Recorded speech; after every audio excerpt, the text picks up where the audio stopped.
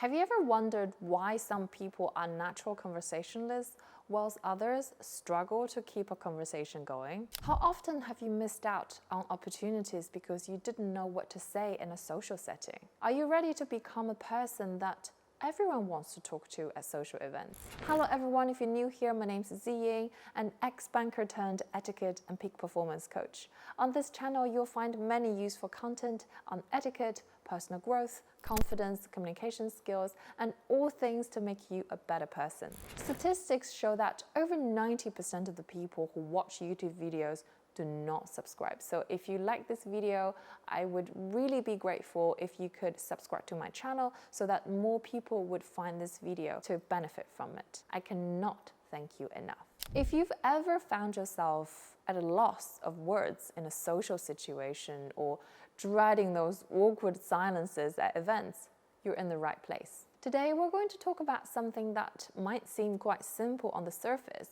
but it actually is a very powerful skill: small talk. This is the only video you need to watch to become expert in small talk, and I can't wait to dive into that with you. Small talk is often underestimated. Some people see it as very trivial, while others find it downright uncomfortable. But the truth is, small talk is the gateway to building connections, creating rapport, and laying the foundation for deeper connections. Whether you're in a networking event, a casual social gathering, or even a work meeting, small talk is an essential skill that could open many doors of opportunities. In today's video, we're going to dive deep into what makes small talk so crucial, the common challenges people face, and most importantly, how you can make it to become an expert in small talk. By the end of this video, you have all the tools and the confidence that you need to engage in meaningful small talk in any situation with anyone at any part of the world. Let's start with a big question. Why does small talk matter? Small talk isn't just about filling the silences. It's about creating a connection with someone on a very basic human level.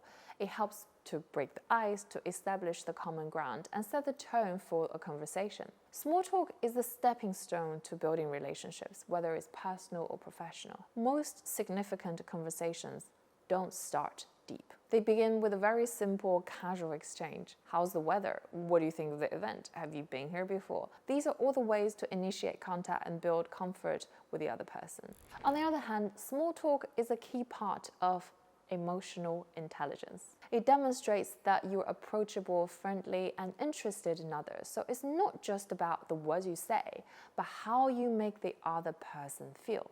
This is very important. When done right, small talk can make you more likable and relatable, which is crucial in both social and professional settings. Now, let's talk about some of the common challenges people face in small talk. One of the biggest hurdles is that people are scared of the awkward silence. Many people worry about running out of things to say or not knowing how to keep the conversation going. This fear can make small talk feel intimidating, especially if you're naturally introverted or shy.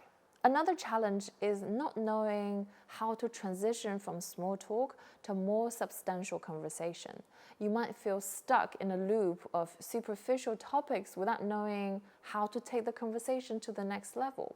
Lastly, there's this issue of feeling insincere or superficial. Some people dislike small talk because they see it as shallow or meaningless. They'd rather jump straight to the deeper conversation without small talk. But the reality is, without small talk, those deeper conversations often don't happen. So how do you overcome those challenges and master the art of small talk?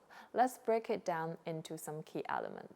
Number one, mindset. The first step is really just to change your mindset about small talk. Instead of seeing it as a chore, we want to see it as an opportunity to connect with someone. Remember, small talk is just the beginning of the conversation. It's not the whole conversation. It's okay if it starts out very light and casual. It doesn't have to be profound right away. Number two, preparation. It might sound odd, but you can actually prepare for small talk. Think about some of the common topics that are relevant to your situation. For example, if you know that you're going to a work event, you might prepare a few questions or comments about the industry. Let me give you an example. If I know that I'm going to a conference about finance, I would make sure I read the Financial Times and Bloomberg of that day so that I know exactly what people are talking about when I get there. Number 3, start with a context. The easiest way to initiate small talk is really by referencing the context you're both in. So for example, if you're at a conference, you could start by asking, what brought you to this event? Which speaker are you most excited to hear from? The context provides a natural entry point for conversation.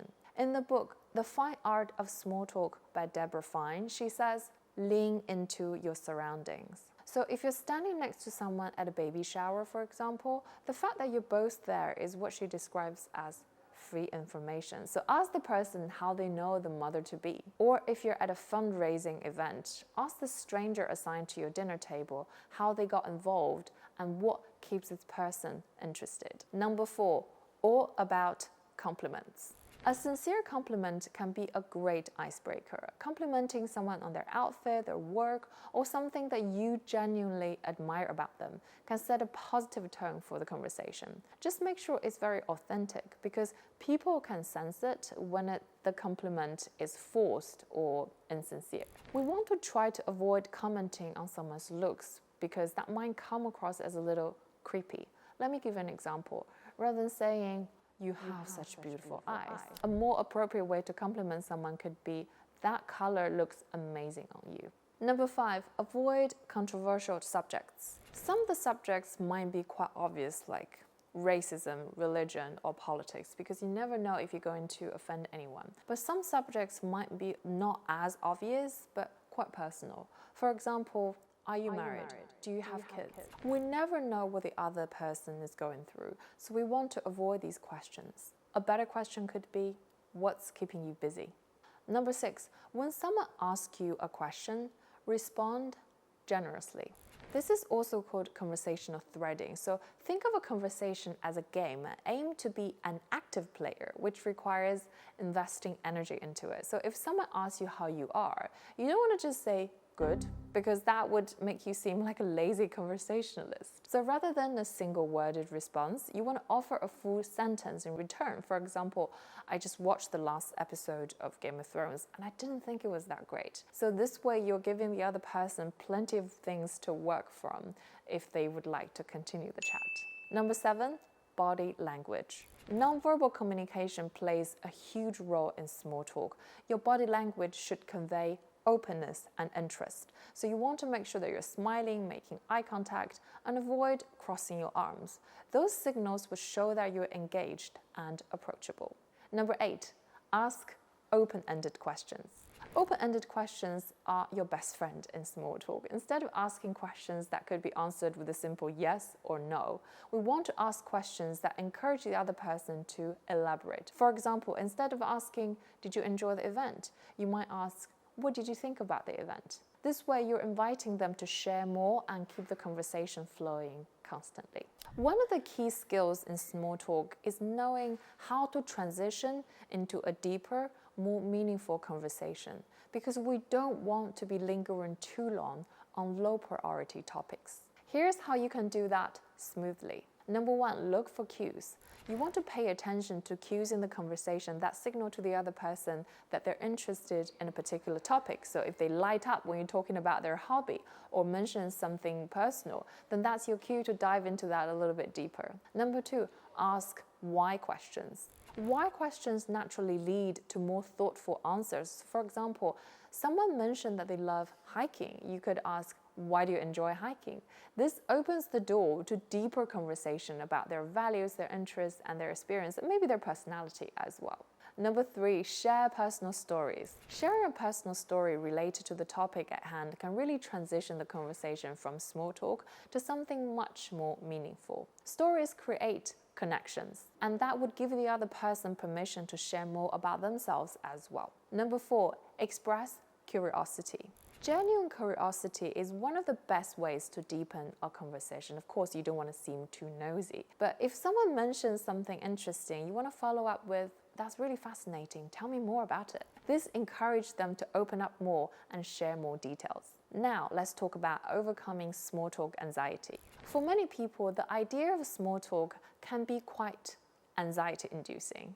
If this is you, don't worry, you're not alone. Here are a few suggestions on how to manage that anxiety. First of all, practice in low-stakes situations, because the more you practice, the easier it gets. So start by making small talk in some low-stakes situations, like in your local coffee shop or with a neighbor. The more comfortable you become, the less anxiety you will feel in higher pressure situations. Number 2, focus on the other person. One way to reduce your anxiety really is to shift your focus from yourself to the other person. So instead of worrying what you're going to say next, focus on listening and being genuinely interested in what the other person has to say. Number 3, prepare in advance. So if you know that you're going to be in a situation where small talk is likely, prepare a few conversation starters in advance. Have those almost like handy in your pocket so that you could take it out of your pocket when you need that. That would really make you feel more confident. Number 4, remember it's not about perfection. Small talk doesn't need to be perfect. It's okay if there are pauses, if the conversation does not flow as perfectly. What matters is that you're making the effort to connect with someone. And there you have it, everything you need to know to become an expert in small talk. If you like this video, please like and share the video and subscribe to my channel. I cannot thank you enough. And also, don't forget to download my free ebook in the link in the description box. It's my free gift to you. Thank you so much for watching. I cannot wait to see you in my next video. Bye for now.